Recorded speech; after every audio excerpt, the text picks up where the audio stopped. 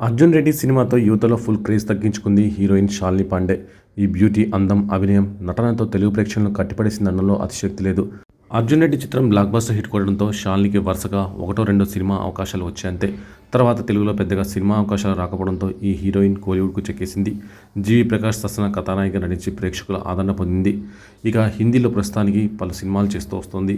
ఓ ఇంటర్వ్యూకి హాజరైన శాలిని పాండే తాజాగా సంచలన కామెంట్స్ చేసింది. కెరియర్లో తను ఫేస్ చేసిన ప్రాబ్లమ్స్ గురించి చెప్పుకొచ్చింది. ఓ మూవీ షూటింగ్ సమయంలో కార్వాన్లో డ్రెస్ చేంజ్ చేసుకుంటున్నప్పుడు అనుమతి లేకుండా ఓ డైరెక్టర్ వచ్చి డోర్ తీశాడని తెలిపింది. ఆ క్షణం చాలా కోపం వచ్చిందని, కేకలు వేశానని వెల్లడించింది. దీంతో ఆ దర్శకుడు వెంటనే అక్కడి నుంచి వెళ్ళిపోయాడని శాలిని చెప్పింది. ఇక అక్కడున్న వారంతా అలా కోపంగా అరవడం సరైంది కాదని అన్నారు. చుట్టూన్న వాళ్ళు అలా అనడంతో తనకు కూడా తప్పుగా అనిపించలేదని వెల్లడించింది.